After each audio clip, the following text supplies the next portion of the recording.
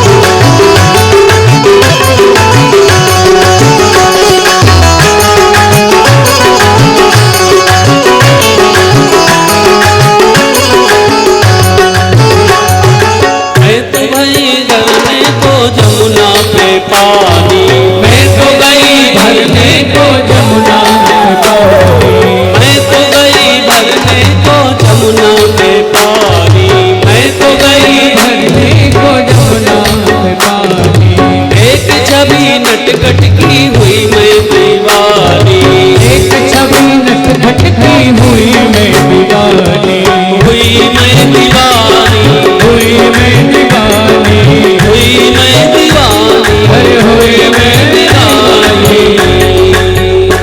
उसने मारी जो, उसने मारी जो, उसने मारी जो तिरछी नजर, सांवरा जादूगर, उसने मारी जो तिरछी नजर, सांवरा जादूगर, सांवरा मेरा सांवरा, सांवरा मेरा सांवरा, सांवरा मेरा सांवरा, सावरा मेरा सावरा।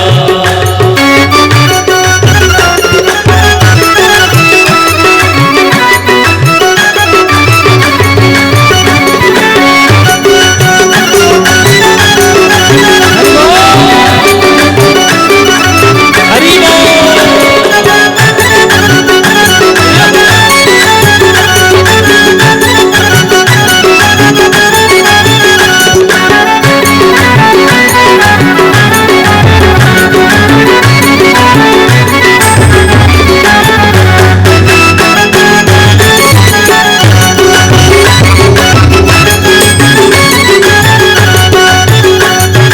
कान सुनी बांसुरी की सुध बुध में खो गई, तान सुनी बांसुरी की सुध बुध में खो गई, कान सुनी बांसुरी की सुध बुध में खो गई, तान सुनी बांसुरी की सुध बुध में खो गई, भूल गई लोक लाज कस्तूरी में हो गई, भूल गई लोक लाज मस्ती में खो गई, भूल गई लोक लाज कस्तूरी में हो गई, भूल गई लोक लाज मस्ती में खो गई, कस्तूरी में हो गई, मस्ती में खो गई, कस्तूरी में हो गई, मस्ती में हो गई।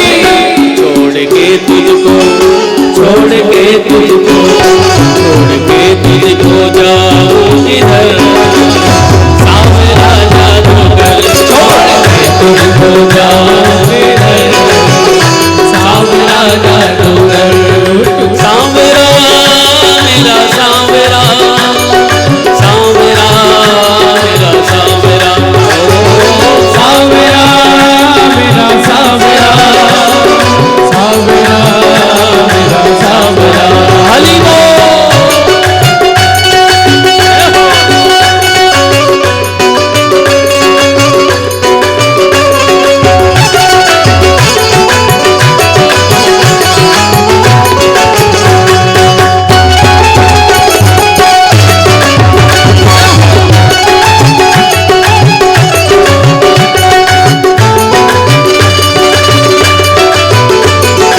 हरि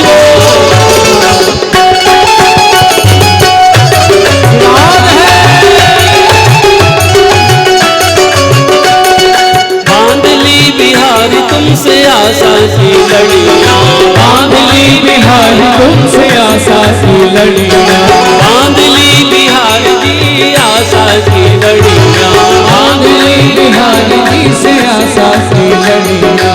ये है तमन्ना शेष जीवन की घड़ियां, ये है तमन्ना शेष जीवन की घड़ियां, ये है तमन्ना शेष जीवन की घड़ियां, ये है तमन्ना शेष जीवन की घड़ियां, जीवन की घड़ियां, जीवन की घड़ियां, जीवन की घड़ियां, जीवन की घड़ियां। तेरे चरणों में, तेरे चरणों में, तेरे चरणों में जाऊं लिपट, तेरे चरणों में जाऊं सावरा जादूगर, तेरे चरणों में जाए गुजर, सावरा जादूगर, सावरा मेरा सावरा, सावरा मेरा सावरा, सावरा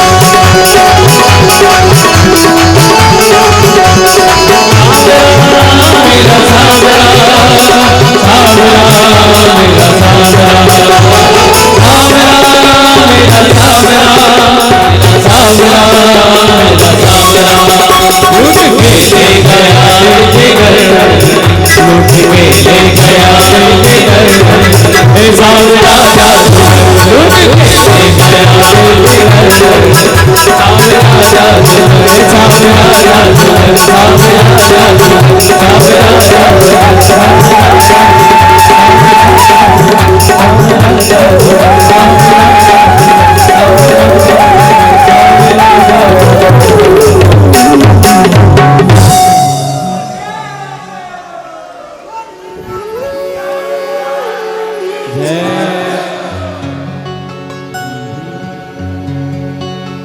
उठाइए ना दोनों हाथ। सांवरा मेरा सांवरा, सांवरा मेरा सांवरा, ओ सांवरा मेरा सांवरा, सांवरा मेरा सांवरा, खेले गया दिल जिगर, लूट खेले गया दिल जिगर, सांवरा जादूगर, लूट खेले गया दिल जिगर, सांवरा जादूगर, सांवरा मेरा सांवरा, सांवरा मेरा सांवरा, ओ सांवरा मेरा सांवरा, सांवरा मेरा सांवरा।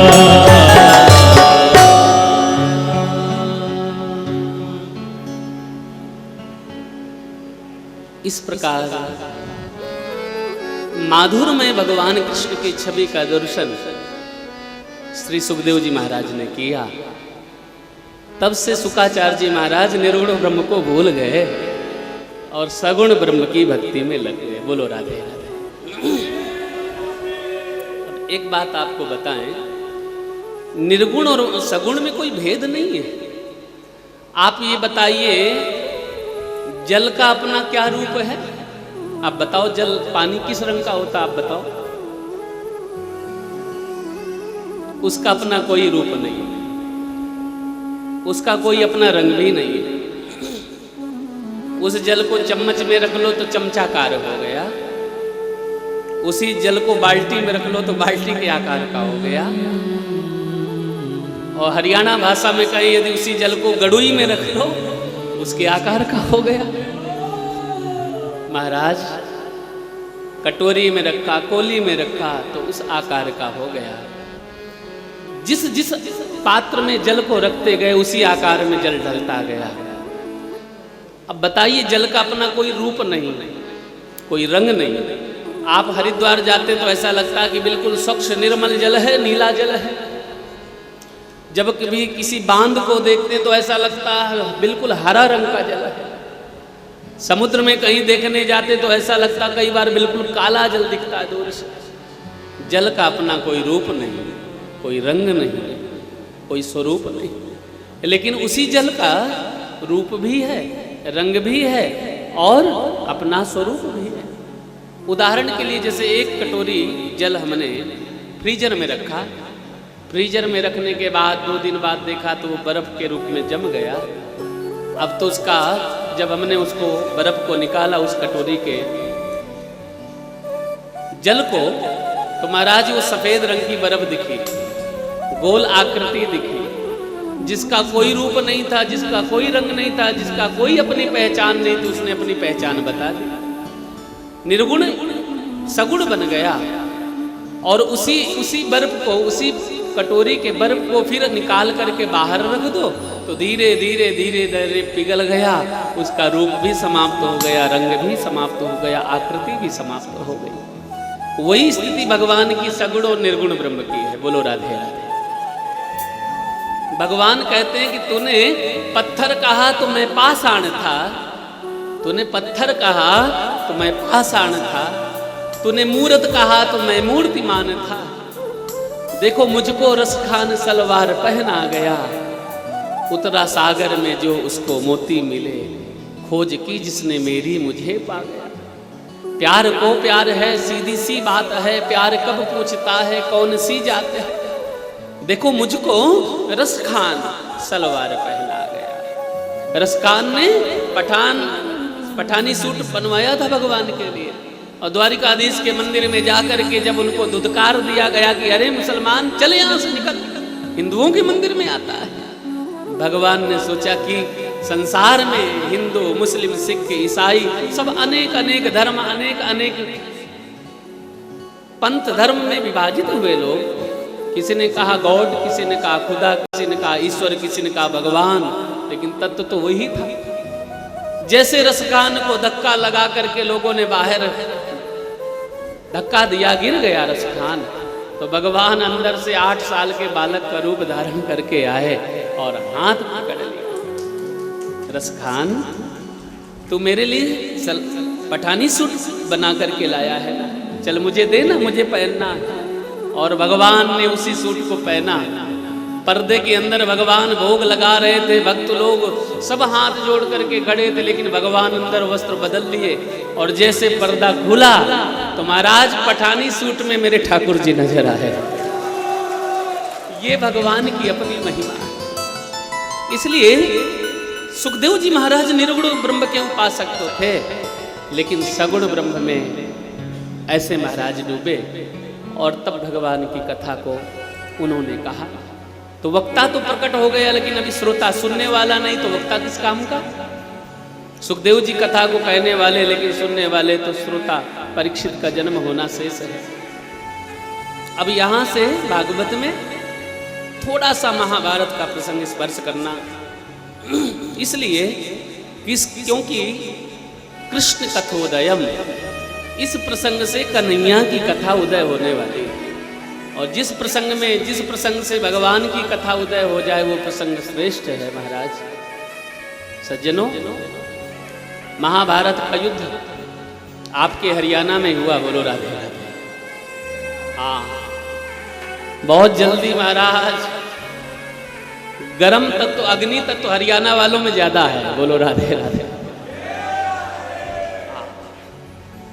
महाभारत का युद्ध हुआ कहां पर? कुरुक्षेत्र में।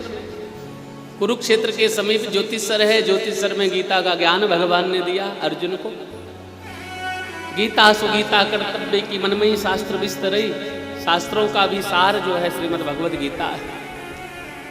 जीवन जीने की जो विधा है, जो जीवन जीने की कला है, वो सज्जनों श्रीमद् भगवद गीता सिखाती है। भगवान ने देखा कि कुरुक्षेत्र में ब्रह्म सरोवर के नजदीक महाभारत का युद्ध संपन्न हुआ। दुर्योधन 100 भाई थे, जिनमें से 99 भाइयों का वध हो गया। दुर्योधन की जंगा को भीम दादा ने अपनी गदा से तोड़ दिया था। बस यहां से महाभारत के प्रसंग को भागवत में लिया गया है कि यदाम्रधे कौरव संजयाना वीरस्वतो वीर गतिं गतेषु ब्रकोदरा विद्य गदा विमर्शो भगनोरुदण्डे धृतराष्ट्रपुत्रे भगनोरुदण्डे धृतराष्ट्रपुत्रे भगनोरुदण्डे धृतराष्ट्रपुत्रे। भागवत में यहाँ से महाभारत के प्रसंग को थोड़ा सा स्पर्श किया गया, क्योंकि भगवान की और लीलाओं का वर्णन यही है, कृपा का वर्णन है। श्री सूत जी महाराज कहते हैं सौनकादिकों, महाभारत का युद्ध समाप्ति की तरफ था।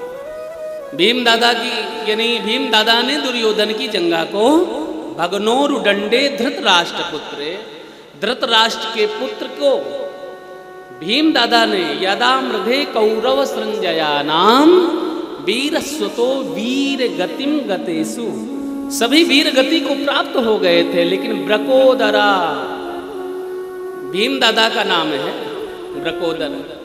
ऐसे भीम दादा की गदा के द्वारा दुर्योधन की जंघा को तोड़ दिया गया था। और वो मृत्यु के दिन गिन रहा था।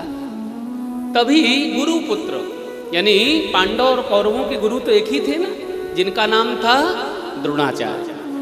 द्रोणाचार्य के एक ही पुत्र जिनका नाम अश्वत्थामा। तभी महाराज दुर्योधन के मित्र हैं अश्वत्थामा। दुर्योधन के समीप आए और देखा कि मृत्यु की सैया पर लेटा है मेरा मित्र दुर्योधन। आज दुर्योधन से अश्वत्थामा ने पूछा, अरे मित्र, ये तुम्हारी गर्दन तुम्हारी जंघा किसने तोड़ दी? तब दुर्योधन ने पूरा वृतांत बताया कि मित्र, तुम तो दूर चले गए थे, महाभारत का युद्ध हुआ, महाराज 18 अक्षौणी सेना सब कट मर गई, कोई नहीं बचा, केवल मैं भी अंतिम श्वास गिन रहा हूं और मृत्यु के दिन नजदीक हैं, अब प्राण त्यागना। मित्र, तुम्हारी कोई अंतिम इच्छा मरने से पूर्व? बोले, यदि तुम मेरी अंतिम इच्छा को पूर्ण कर सको तो मेरी मृत्यु सफल हो जाएगी। क्या? बोले, जिस भीम ने मेरी गर्दन काटी है, यानी मेरी जंघा को तोड़ी है ना, उस भीम की गर्दन मेरे हाथ में आ जाए तो बस मेरे प्राण निकल सकेंगे अच्छे से। ये दुष्ट आदमी की पहचान है। मृत्यु के दिन गिन रहा है, मृत्यु की सैया पर लेटा है, लेकिन अभी भी प्रतिस्पर्धा, ईर्षा है कि भीम की गर्दन मिल जाए तो मेरे प्राण निकल सके। आज वचन दे करके अश्वत्थामा अमर है, इसलिए आज अश्वत्थामा पांडवों के शिविर में गए, और जैसे पांडवों के शिविर में गए तो पांडव, भीम का बेटा भीम के साथ सोया था, अर्जुन का बेटा अर्जुन के साथ, सभी पांचों पांडवों के एक एक पुत्र थे, सब शिविर में सो रहे थे।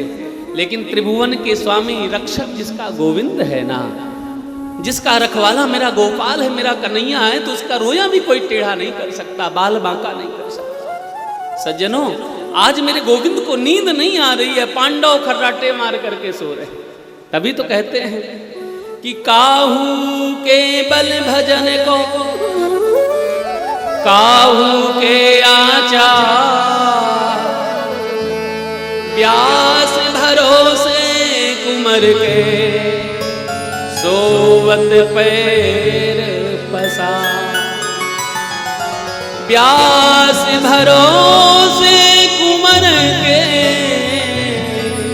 सोवत पैर पसार। मेरे कन्हैया के भरोसे जो हो गया ना भैया, तान दुपट्टा सोता है। बोलो राधे राधे। किसी चीज की कोई चिंता नहीं। हमारे साथ श्री रघुनाथ तो किस बात की चिंता, चरण पर रख दिया जब माथ तो किस बात की चिंता। न खाने की, न पीने की, न सोने की, न जीने की, चरण पर रख दिया जब माथ तो किस बात की चिंता। यही तो कन्हैया का वात्सल प्रेम है, मेरे ठाकुर मेरे गोविंद का यही प्रेम है कि आज पांडव तान दुपट्टा सो रहे हैं, क्योंकि कन्हैया को अपने जीवन की डोरी संभला रखी है। ये कन्हैया, आपने महाभारत का युद्ध कराया, आपने विषम परिस्थितियों से हमको निकाल करके लेकर के आए, अब तो महाभारत को हम लोग जीत ही लिए।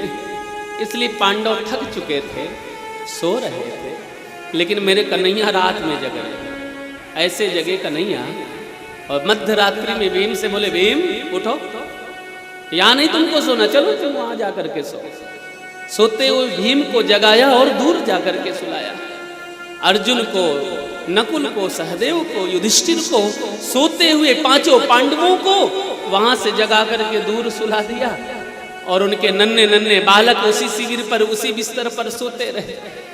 मध्य रात्रि का समय है, द्रौपदी सो रही है। अश्वत्थामा आया और तलवार से भीम का बेटा भीम जैसे, अर्जुन का बेटा अर्जुन जैसा, महाराज भीम के बेटे की गर्दन काट ली। जैसे गर्दन लिया हाथ में, फिर विचार किया कि देखो, मेरे मित्र दुर्योधन ने तो कहा था कि भीम की गर्दन हाथ में आ जाए तो प्राण निकल सके, लेकिन चलो मैं और पांचों पांडवों की भी गर्दन काट के लेके चलता हूं तो खुश हो जाएगा। महाराज पांचों बालक अबोध, उनकी गर्दन काट ली। पांचों बालकों की गर्दन लेकर के गया। मित्र दुर्योधन, देख, जिस महाभारत के युद्ध में 18 अक्षौणी सेना नष्ट हो गई, आज हम पांचों पांडवों की गर्दन काट के लिए आए। अच्छा, मुझे भीम की गर्दन दिखाओ। जैसे भीम की गर्दन उस दुर्योधन के हाथ में आई, और महाराज दुर्योधन ने ताकत लगाई, गर्दन पिचक गई। दुर्योधन समझ गया ये भीम की गर्दन नहीं, ये भीम के बेटे की गर्दन है। और छाती पीटता हुआ जब अश्वत्थामा ने कहा कि 5 पांडवों की गर्दन लेकर के आया हूं, महाराज पैर पटकते हुए प्राण निकल गए और 5 पांडवों के बालकों की हत्या हो गई। बोलो राम। भोर माने सुबह हुई। मैया द्रौपदी रोज स्तनपान कराती अपने बालकों को। सुबह उठी तो देखा कि बालक तो हैं लेकिन उनके शरीर से गर्दन नहीं, पछाड़ खा करके गिर पड़ी। और ऐसी द्रौपदी ने जब कहा कि माता शिशूनाम निधनम सुतानाम निसम्य घोरम परितप्यमानम। आज द्रौपदी जैसे रोते बिलखते हुई पांडवों के बीच में गई तो भगवान दूर से देख रहे थे। ये द्वारिकाधीश चाहते तो उन बालकों की हत्या होने से बचा सकते थे, लेकिन ये उनके भाग्य में लिखा था, इसलिए भगवान ने सोते हुए पांडवों को तो बचा लिया, बालकों को नहीं। और जैसे द्रौपदी ने कहा कि मैं तो अनाथ हो गई, मेरे बालक मारे गए, उसी समय भीम दादा ने प्रतिज्ञा करी किसी के भी द्वारा वो दुष्ट बच जाए, लेकिन जिसने भी हमारे बालकों का वध किया उसको ये भीम दंड अवश्य देगा। उससे पहले अर्जुन ने कहा कि मैं गांडीव को शपथ लेकर के कहता हूं कि मैं उसको अवश्य वध करूंगा। द्रौपदी, मैं बालकों के हत्यारे को तेरे सामने पकड़ करके लेकर के आऊंगा। रथ पर सवार हुए द्वारिकाधीश, और जैसे द्वारिकाधीश रथ पर सवार हुए और आगे बढ़े, कन्हैया ने कहा अर्जुन, ये जितना भी कर्म किया हुआ है, बालकों की हत्या जिसने की, ये गुरुपुत्र अश्वत्थामा ने किया है। आज अश्वत्थामा ने देखा कि अर्जुन का रथ आ रहा है, महाराज बाणों का प्रयोग किया। अर्जुन ने बाणों को काटना शुरू किया। अंत में डर के मारे अश्वत्थामा ने ब्रह्मास्त्र का प्रयोग अर्जुन के ऊपर कर दिया। वो ब्रह्मास्त्र अर्जुन को जला करके नष्ट करने लगा। जैसे ब्रह्मास्त्र अर्जुन को नष्ट करने लगा, भगवान देख रहे हैं, रथ के सारथी बन करके बैठे। अर्जुन ने कहा गोविंद मेरी रक्षा करो, ये ब्रह्मास्त्र मुझे जला करके मार देगा। कि कृष्ण कृष्ण महाबाहो भक्तानाम अभयंकरा त्वमेको दह्यमानानां अपवर्गोऽसि संस्रते। हे कृष्ण हे कृष्ण हे कृष्ण, रक्षा करो रक्षा करो रक्षा करो। भगवान बोले मैं उसी की रक्षा करता हूं जो अपनी रक्षा करना जानता है। प्रभु ये ब्रह्मास्त्र मुझे जला करके नष्ट कर देगा। भगवान बोले नहीं अर्जुन, तेरे पास भी बहुत से आयुध मने हथियार हैं। कई बार अर्जुन विष की दवा विष होती है, कई बार कांटा लग जाने पर जंगल में सुई तो मिलती नहीं, तो कांटे ही तोड़ करके उस कांटे को निकाला जाता है। कई बार कांटे को कांटे से निकाला जाता है, लोहे को लोहे से काटा जाता है। अर्जुन तेरे पास भी ब्रह्मास्त्र है, तू भी ब्रह्मास्त्र छोड़ दे। और जैसे अर्जुन ने अपनी रक्षा के लिए ब्रह्मास्त्र छोड़ दिया, दोनों ब्रह्मास्त्र टकराए, प्रलय जैसी स्थिति बनने लगी। भगवान ने उन ब्रह्मास्त्रों को शांत किया और अश्वत्थामा को अर्जुन ने पकड़ लिया, द्रौपदी के पास लेकर के पधारे। द्रौपदी देख, बालकों का हत्यारा हम पकड़ करके लेकर के आए। आज द्रौपदी को देखते ही भगवान मौन हैं, क्योंकि भगवान विचार कर रहे हैं, मेरे कन्हैया विचार कर रहे हैं कि इस द्रौपदी को इसने मुझे भैया कहा है, इसको मुझे अपना नाम देना, कृष्णा नाम देना है। द्रौपदी का एक नाम कृष्णा था, कृष्ण नाम कन्हैया का, तो कृष्णा नाम द्रौपदी का। आज भगवान द्रौपदी से न्याय कराना चाहते हैं। जैसे द्रौपदी ने देखा तो देखो भाई, एक सिद्धांतिक बात है, गांव का मुखिया हो या सरपंच हो या घर का मुखिया हो या समाज में प्रतिष्ठित व्यक्ति हो, यदि उसके द्वारा न्याय समाज में हो तो 5 लक्षण होने चाहिए न्याय करने में। क्या क्या? धर्मम न्यायम सकरुणम निर्मलीकम समम महत राजा धर्म सुतो राज्ञा प्रत्यनंदो बचो दुजा। भैया राजा हो, समाज का जिम्मेदार व्यक्ति हो, घर का मुखिया हो, न्याय घर में करे तो कैसा करें? निष्पक्ष न्याय करें। और कई बार घर में बच्चों को डांटना भी पड़ता है, लेकिन उस डांट में भी थोड़ी सी करुणा होनी चाहिए। धर्मम न्यायम स करुणम, करुणा मने प्रेम होना चाहिए, तब जाकर के घर चलता है। द्रौपदी ने कहा छोड़ दो छोड़ दो छोड़ दो, मुच्यताम मुच्यताम में सो ब्राह्मणो नितराम गुरु। ये ब्राह्मण बेटा है, गुरु पुत्र है, इसको छोड़ दो। भीम दादा ने कहा कोई भी छोड़ दे, लेकिन मैं इस दुष्ट को छोड़ने वाला नहीं। जैसे महाराज भीम दादा ने कहा मेरे गदा से बचने वाला नहीं है, उसी समय पर निसम्म भीम गदितम द्रौपद्याश चतुर्भुज। भगवान ने कहा कि भीम दादा द्रौपदी ने छोड़ दिया, क्षमा कर दिया, तो आप क्यों वध करेंगे? बोले बालकों का हत्यारा है।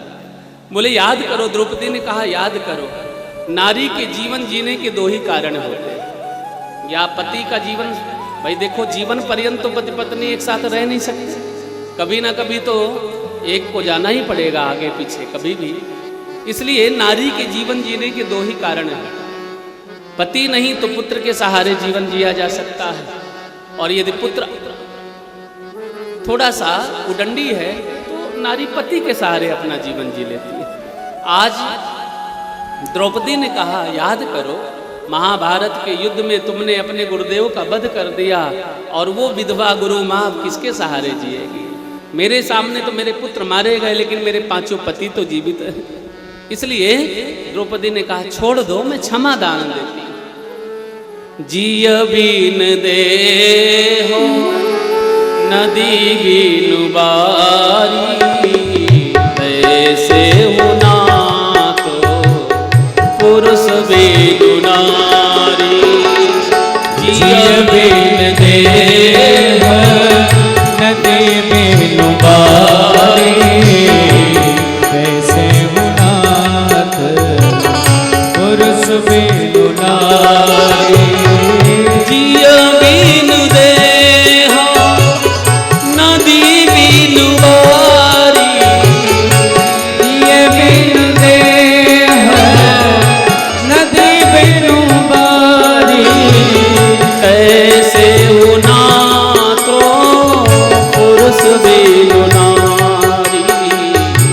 कैसे होना तो पुरुष बीनु नारी।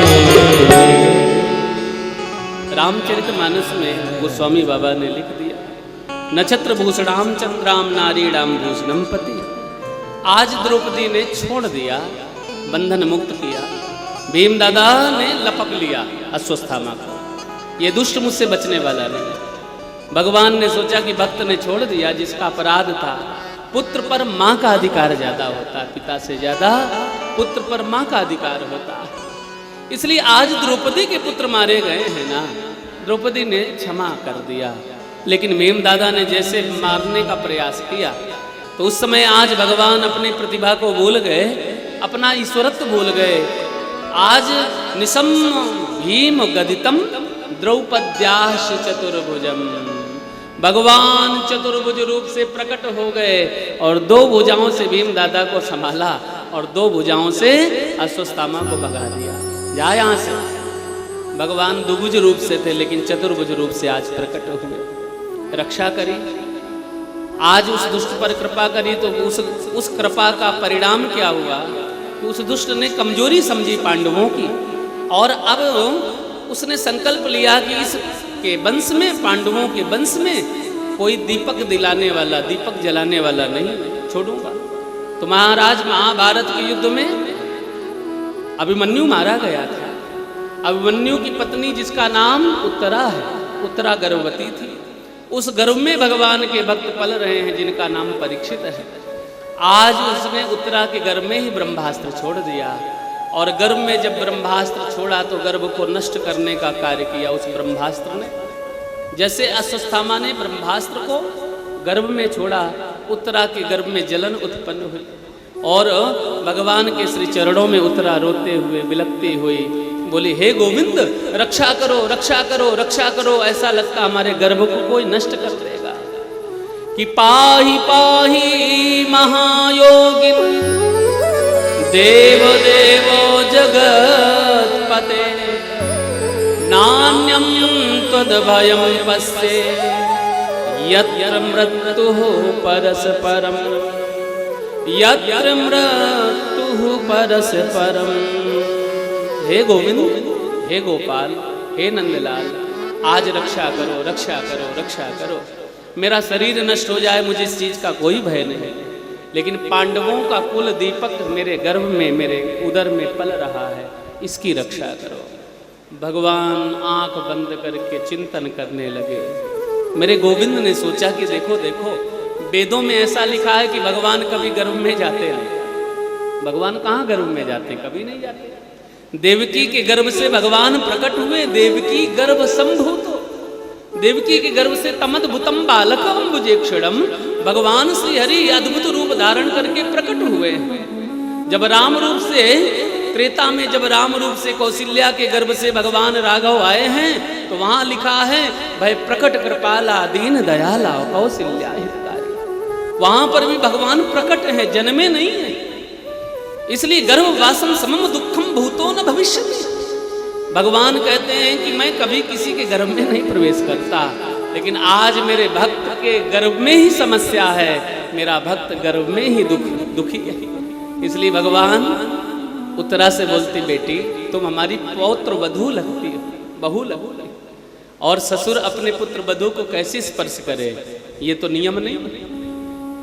भगवान बोले अरे उत्तरा बेटा तुम मुझको बेटा मान लो। उत्तरा ने आंख बंद करके कन्हैया को बाल रूप से भाव रखा, वात्सल रूप से भगवान को अपना पुत्र मान लिया। और जैसे पुत्र भाव रखा तो भगवान माँ के पुत्र तो अपनी माँ की गोदी में जा ही सकता है।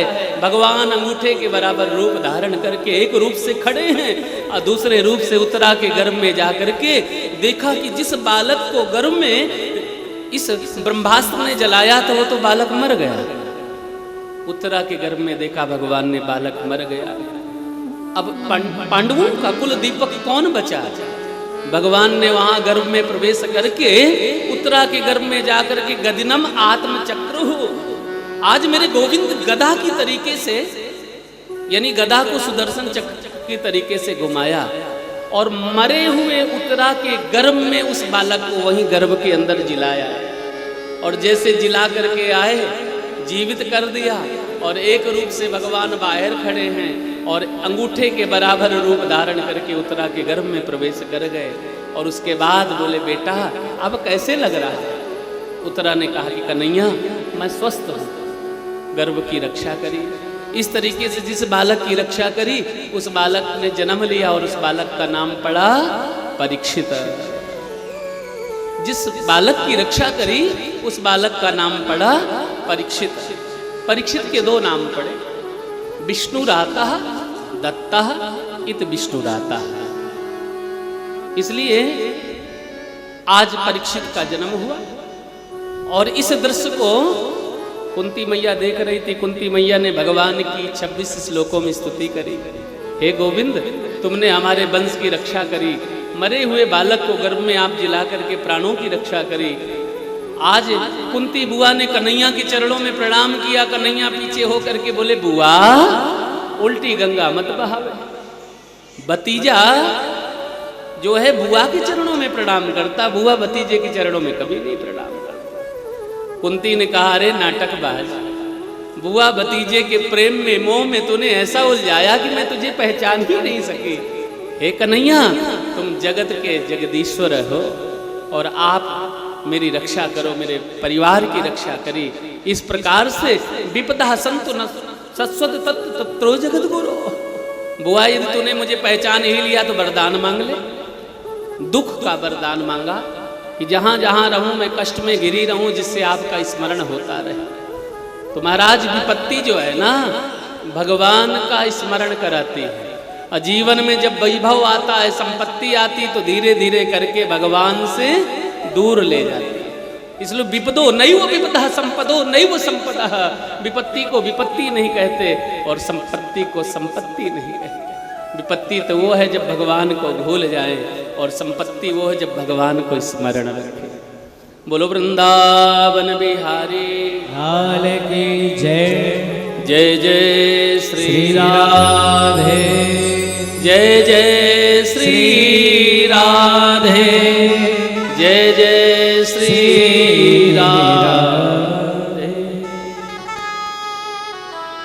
जय जय राधा रमण हरि बोल। एक बार कुंती मैया ने 26 श्लोकों में स्तुति करी। आइए, मांगा है मैंने श्याम से वरदान एक ही, तेरी कृपा बनी रहे जब तक है जिंदगी।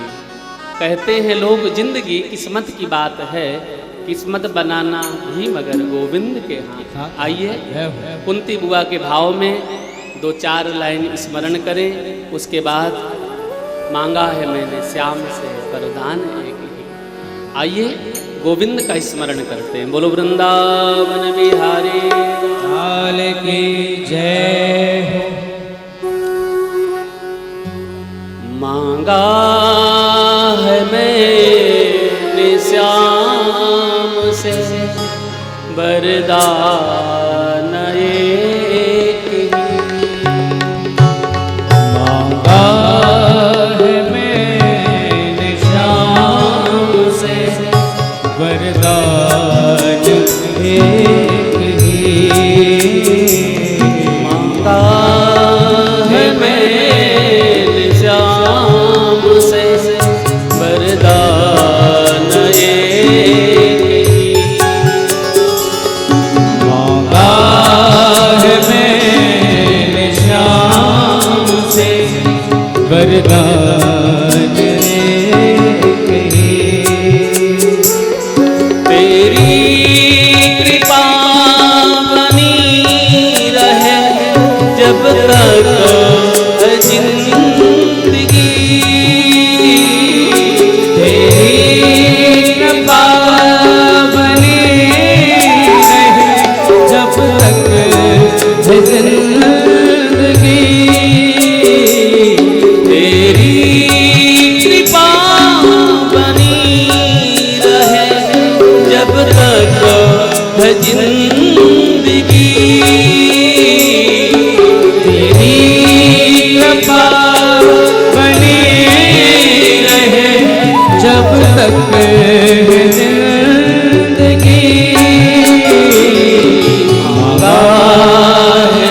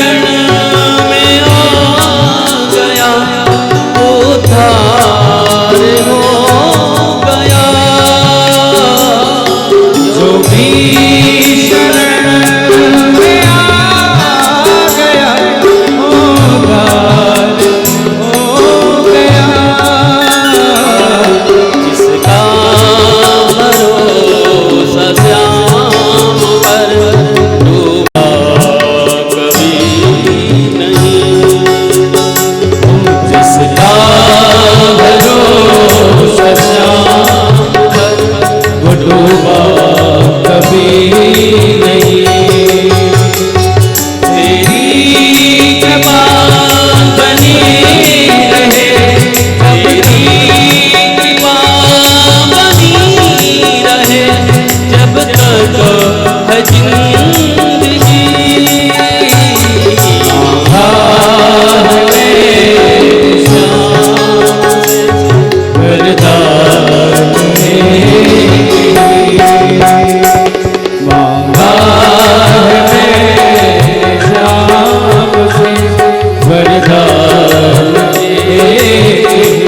श्री राधे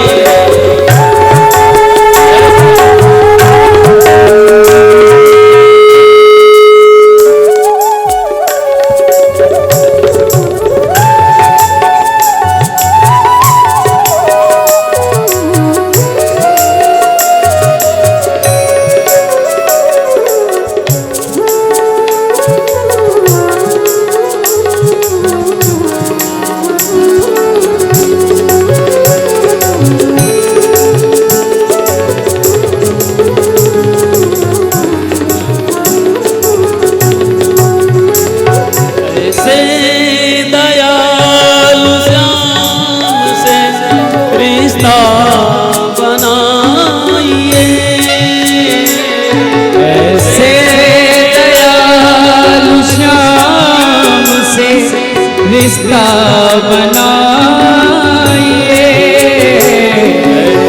ऐसे दयालु श्याम से रिश्ता बनाइए,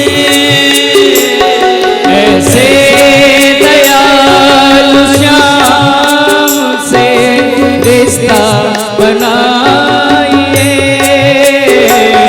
मिलता रहेगा आपको जो कुछ भी चाहिए,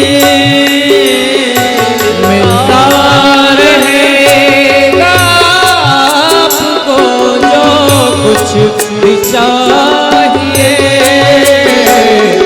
ऐसा करिश्मा हो गया जो हुआ कभी नहीं, ऐसा करिश्मा हो गया जो हुआ कभी नहीं। तेरी कृपा बनी रहे जब तक है जिंदगी, तेरी कृपा बनी रहे जब तक है जिंदगी। श्याम से वरदान एक ही, वरदान एक ही, ओ वरदान एक ही।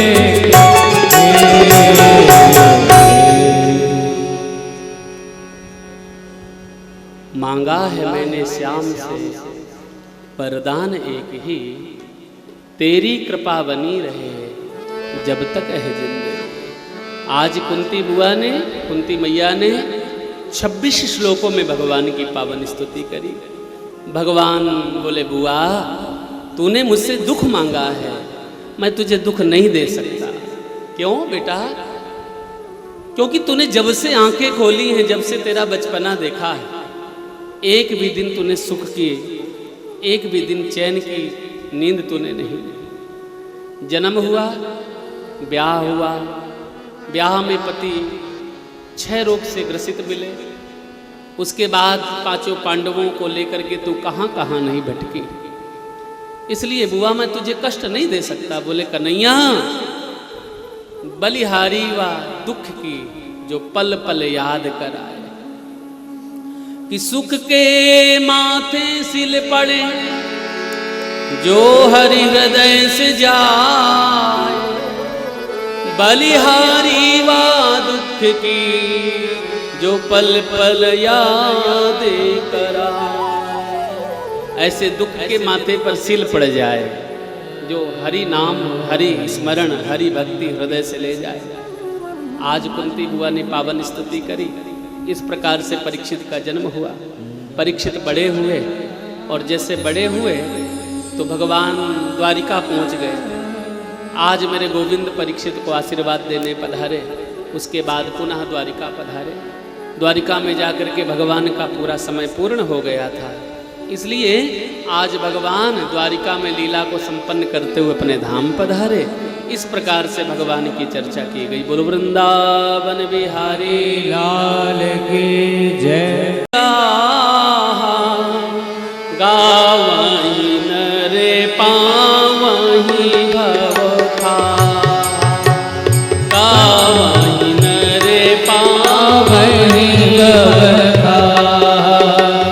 कलियुग केवल हरि गुण गाहा, कलयुग केवल हरि गुण गाहा, कलियुग केवल हरि गुण गाहा, कलयुग केवल हरि गुण गाहा। गावहीं नरे पावहीं भव खार, गावहीं नरे पावहीं भव खार।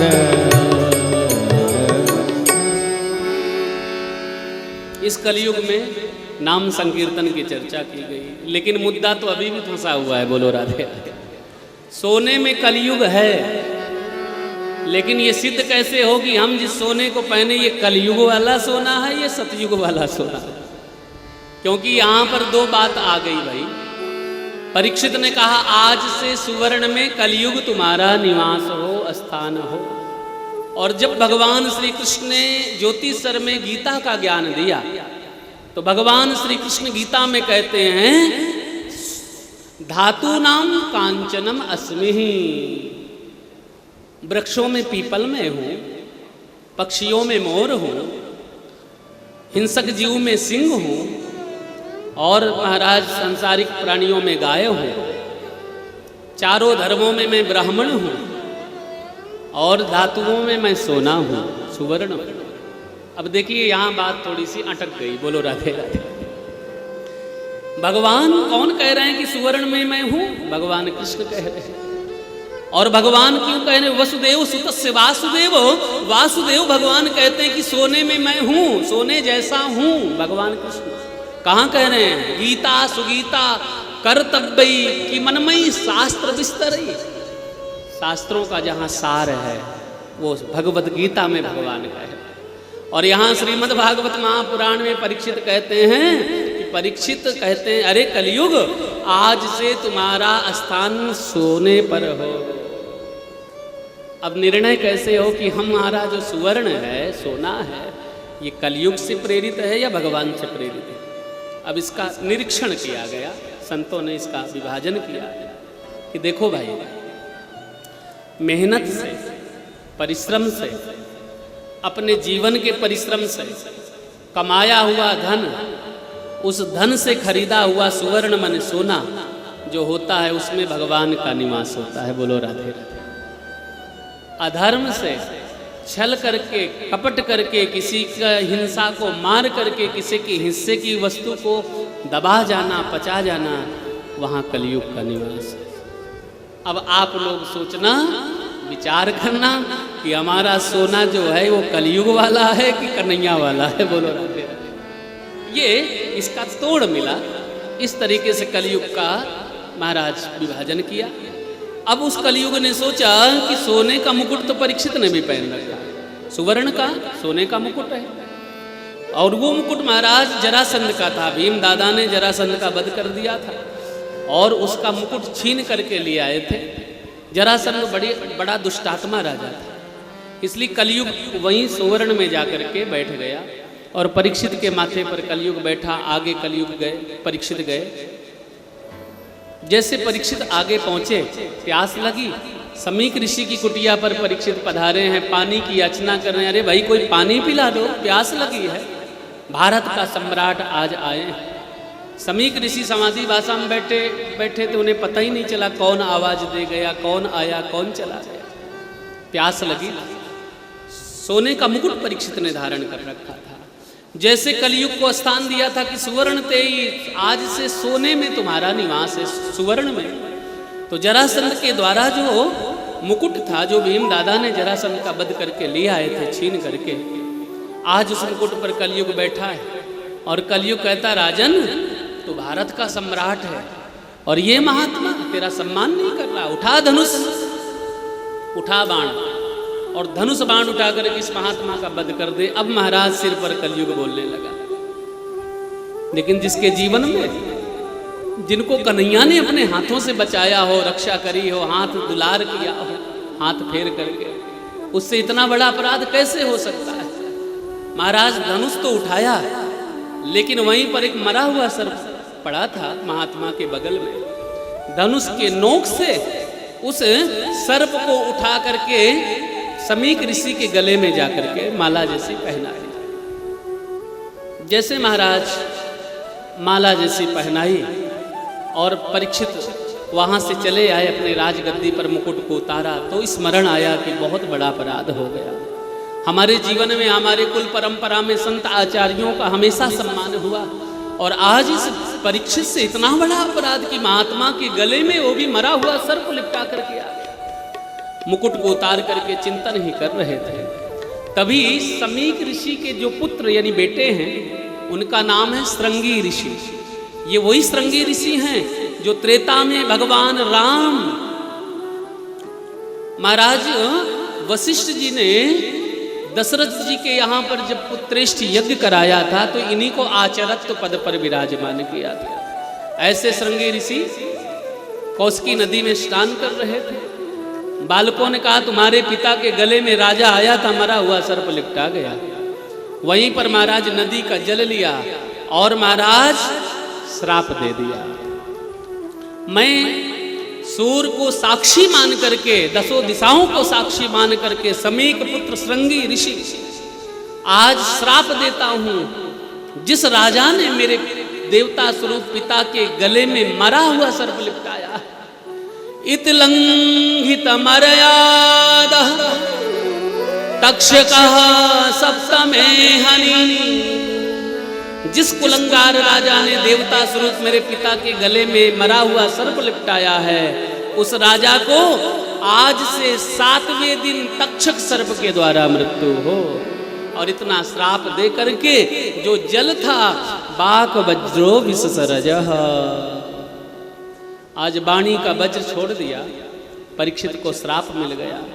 परीक्षित इतना अपराधी नहीं था, लेकिन श्राप ऋषि बालक के द्वारा मिला, और श्राप कभी कट नहीं सकता था। रोते बिलखते समीक ऋषि के पास में आए, सर्प को नीचे उतारा, पिता से कहा, पिताजी महाराज राजा कोई आया था, उसको हमने दंड दिया है। आज समीक ऋषि ने कहा, बेटा तुमने अच्छा नहीं किया। भारत का सम्राट धर्मात्मा था, आज तुमने 7वें दिन तक्षक सर्प के द्वारा मृत्यु का श्राप दे दिया। और जिनको सर्प डसते हैं, जिनकी मृत्यु सर्प के द्वारा होती है, जिनको सर्प पितृपक्ष में दिखते हैं, समझना वहां पर उनके पूर्वज अतृप्त हैं, अभी वो पूर्वज उनसे कुछ मांग रहे हैं। इसलिए आज तक्षकः सप्तमे हनि, तक्षक सर्प के द्वारा मृत्यु का श्राप मिला। और परीक्षित राजमुकुट को त्याग करके, परीक्षित के 4 पुत्र हुए। बड़े पुत्र जन्मेजय को राजगद्दी प्रदान करके आज सीधा गंगा के पावन तट सुखताल पर पधारे। बट वृक्ष के नीचे आज परीक्षित बैठे हुए। कि गंगा सकल मोद मंगल मूला, गंगा सकल मोद मंगल मूला, सब सुख करनी हरनि भव सूला, सब सुख करनी हरनि भव सूला। गंगा सकल मोद मंगल मूला, गंगा सकल मोद मंगल मूला, सब सुख करनी हरनि भव सूला, सब सुख करनी हरनि भव सूला, हरनि भव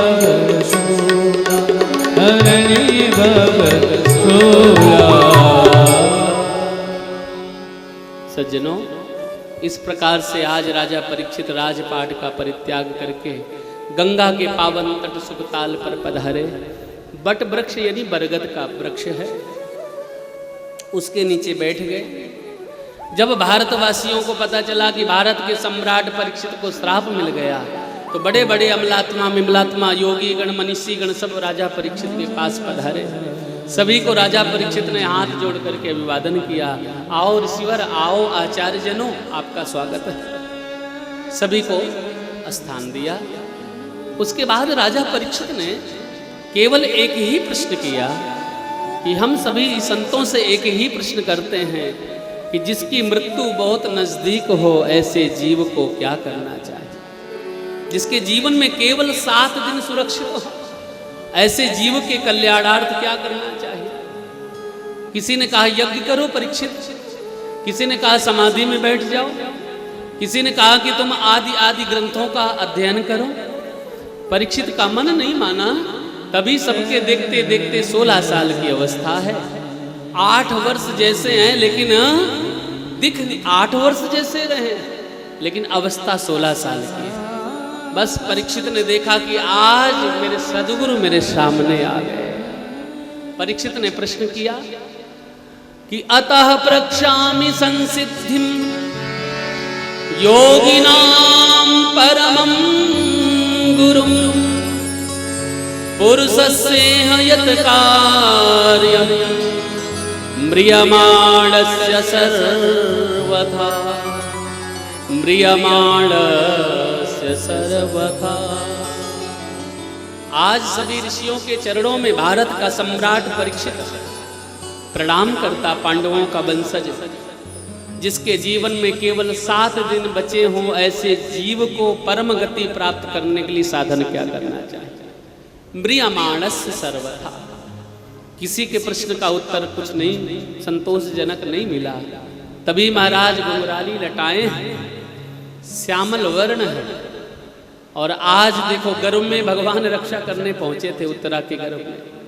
वही भगवान ने सोचा कि पहले तो एक ब्राह्मण ने शस्त्र मने ब्रह्मास्त्र छोड़ा था, तो भगवान ने गदा को गदनम आत्मचक्र, गदा को ही सुदर्शन चक्र के तरीके घुमा करके नष्ट किया था। लेकिन आज देखो यहाँ एक तपस्वी ब्राह्मण ने बाक वज्र वाणी का वज्र छोड़ दिया है। वाणी के वज्र को भगवान वाणी के वज्र से काटने के लिए आज सुखदेव जी का रूप धारण किया। और महाराज ऐसे सुखदेव जी महाराज पधारे हैं, कैसे सांवला वर्ण है, घुंघराली लटाएं हैं, 8 वर्ष जैसे बालक जैसे दिख रहे हैं, उम्र है 16 वर्ष की। और यहाँ पर प्रमाण मिलता कि कौन पहुंचे, व्यास पुत्र सुखदेव पहुंचे या भगवान कृष्ण ही अपने भक्त के कल्याण पहुंचे। श्री सूत जी महाराज वर्णन करते हैं, तत्र भवत भगवान व्यास पुत्रो, तत्र भवत भगवान व्यास पुत्रो, यद्रक्षयागामटमानो नपेक्षः, अलक्ष्यलिंगो निजलाभतुष्टो, व्रतस्य बालैर अवधूत वेशः। भगवान शुकाचार्य अवधूत वेशधारी, घुंघराली लटाएं, मस्तक पर तिलक विराजमान है। और महाराज ऐसे सुखदेव जी महाराज कौन आए, बोले तत्रा भवत भगवान व्यास पुत्र, व्यास पुत्र के रूप में भगवान कन्हैया ही आए। और राजा परीक्षित ने जैसे देखा कि मेरे गोविंद मेरे गुरुदेव पधारे, तो ऐसे गुरुदेव के चरणों में प्रणाम करके ऊंचा सिंहासन दिया। और ऊंचा सिंहासन देने के बाद परीक्षित ने एक ही प्रश्न किया कि हे गुरुदेव, जिसके जीवन में मृत्यु बहुत नजदीक हो ऐसे जीव को क्या करना चाहिए। बोलो वृंदावन बिहारी, मेरा मन पंछी ये बोले, उड़ वृंदावन जाऊं, ब्रज की इन पावन गलियों में राधे राधे गाऊं। बोलो वृंदावन बिहारी लाल। अब देखिए, पतित पावनी माँ गंगा के पावन तट पर परीक्षित विराजमान हुए।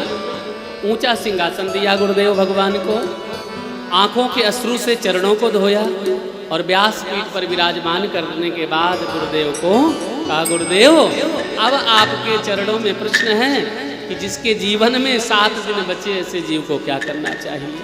अब यहाँ से परीक्षित और सुखदेव जी का संवाद आरंभ होने जा रहा है। आइए, मन रूपी पक्षी को, अपने मन रूपी पंछी को चलो वृंदावन ले चलें और एक बार ओहो अपने कन्हैया बिहारी जी की जो बड़ी बड़ी नेत्र है ना, कल तो आप लोग बड़े भैया आनंदित हो गए थे, आज हम दूसरे भजन में चलते हैं।